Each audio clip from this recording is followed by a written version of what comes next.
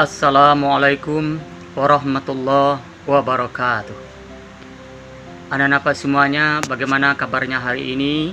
Semoga anak-anak semuanya dalam keadaan sehat walafiat. Sebelum Bapak melanjutkan materi pembelajaran ini, marilah kita terlebih dahulu sama-sama berdoa kepada Allah. Berdoa mulai. A'udzubillahi minasyaitonirrajim. Bismillahirrahmanirrahim.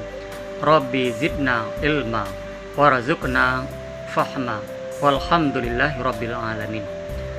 Adapun materi pembahasan kita pada hari ini tentang keutamaan iman dengan berbagi.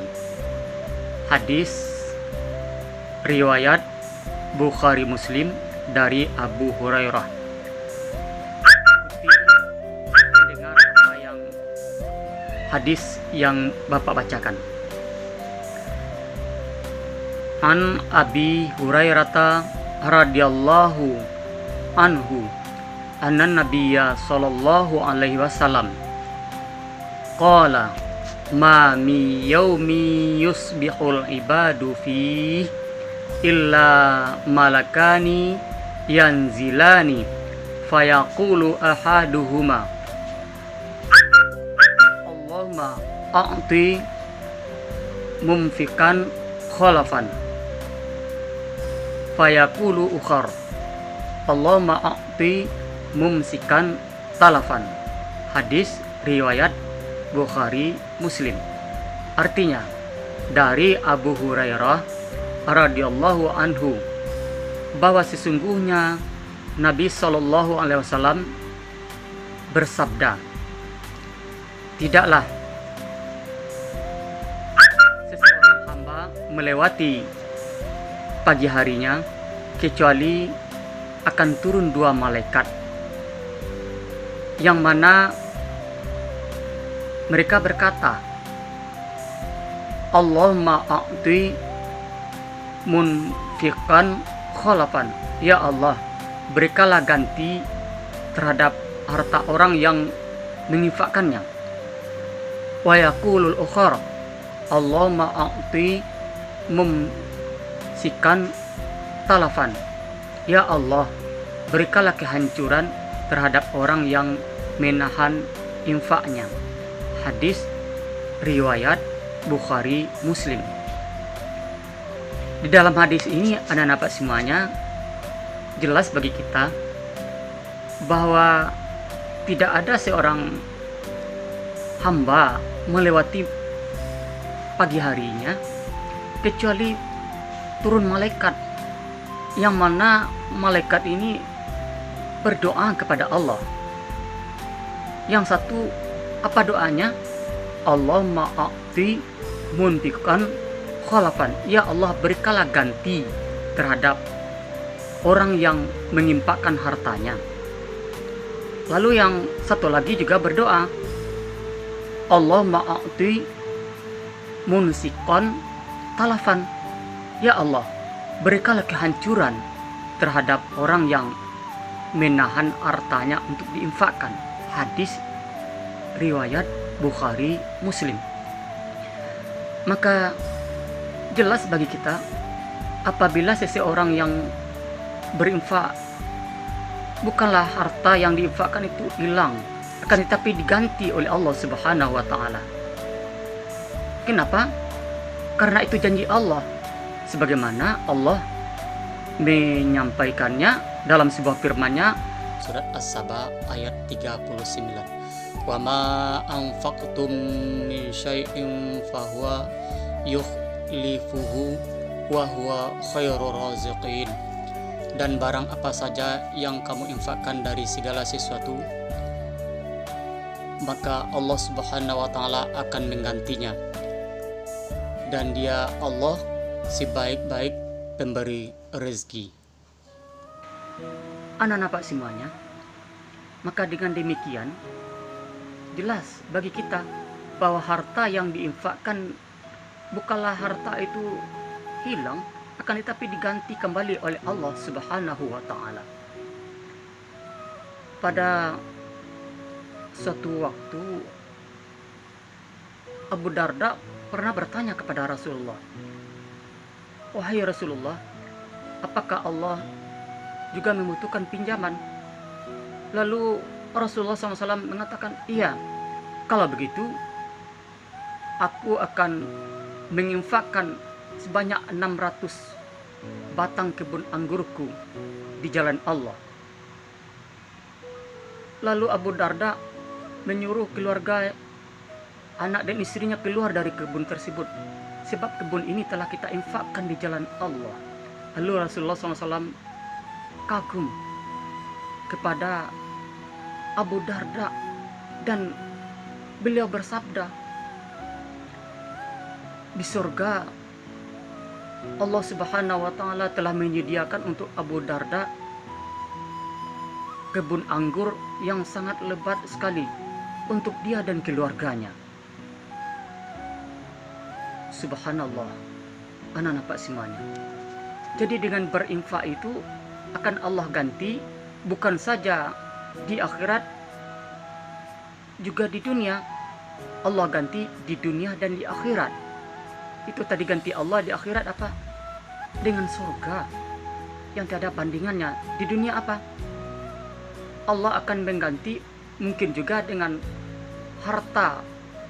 Allah ganti dengan harta yang berlipat ganda, atau juga dengan yang lain, dengan harta seperti halnya apabila dia berdagang atau jualan, ya untungnya atau dagangannya laris. Kalau tidak berbentuk harta atau berbentuk dengan lainnya, seperti halnya terjadi pada salah seorang yang mengidap suatu penyakit kanker di Riyadh, Arab Saudi. Itu telah diponis oleh dokter, anak-anak semuanya, bahwa umur sang ibu ini tidaklah begitu lama lagi. Kenapa? Karena kanker yang dideritanya sudah sangatlah parah, stadium 4. Dan dia mempunyai seorang pembantu baru datang TKW dari Indonesia. Pembantu ini kerjanya bagus, rapi, dan sangat senang sekali majikannya kepadanya. Tetapi ada suatu keanehan yang dilihat oleh sang majikannya terhadap seorang pembantu TKW dari Indonesia ini.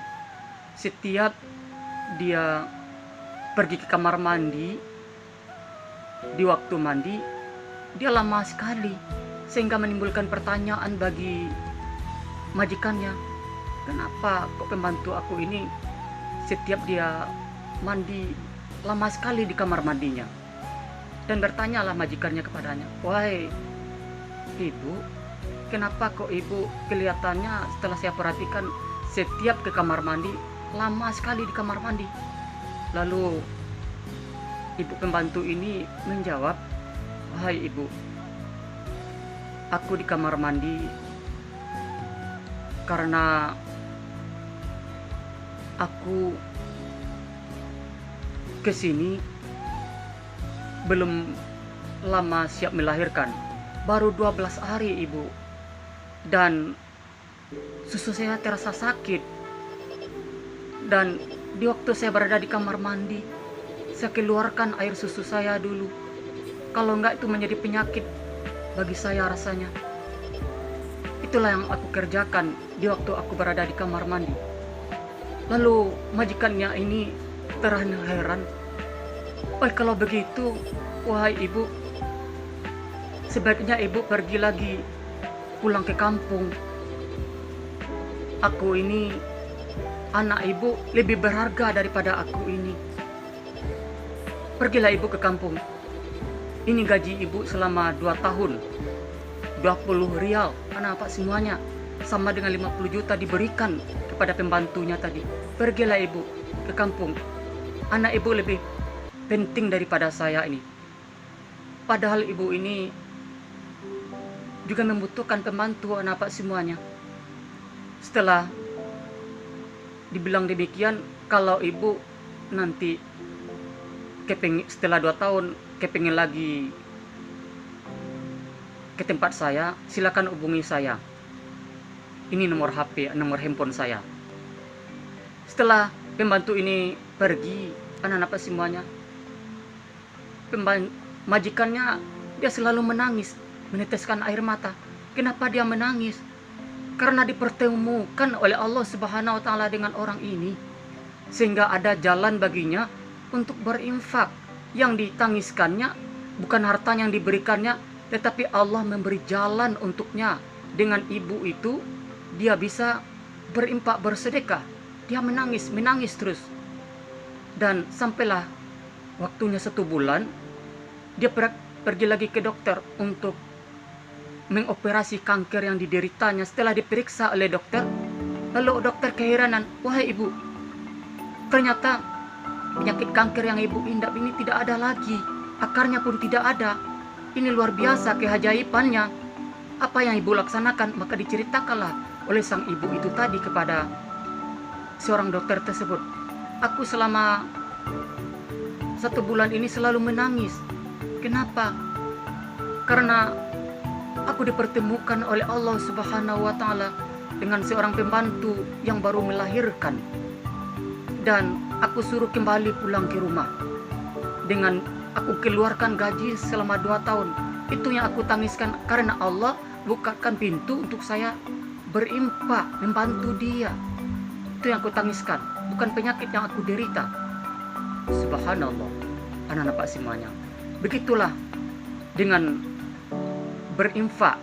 Jadi infak itu yang kita berikan di jalan Allah, ada diganti oleh Allah berupa harta, ada seperti konversi yang terjadi pada salah seorang majikan yang berada di Riyadh, Arab Saudi. Jadi konversi ini bisa Allah berikan dengan mengangkat penyakit kita, atau Allah mengangkat penyakit keluarga kita bagi orang yang berinfak. Itu di dunia, dan banyak sekali gantinya. Anak-anak semuanya, oleh karena itu hendaklah kita budayakan diri kita untuk berinfak. Dan hadis ini Bapak harapkan kepada anak-anak semuanya bisa mengulang-ulang dan menghafalnya. Nanti Bapak akan juga bagikan hadisnya. Tolong dihafal anak-anak semuanya. Menghafalnya ikhlas kok, ikhlas karena Allah. Karena jikalau ikhlas dihafal, itu akan mudah dan menjadi amal ibadah. Semoga kita dipertemukan oleh Allah Subhanahu wa taala dengan hambanya yang tercinta, Rasulullah sallallahu alaihi wasallam. Amin. Walhamdulillahirabbil alamin. Demikian saja, wabillahi taufiq wal hidayah. Assalamualaikum warahmatullahi wabarakatuh.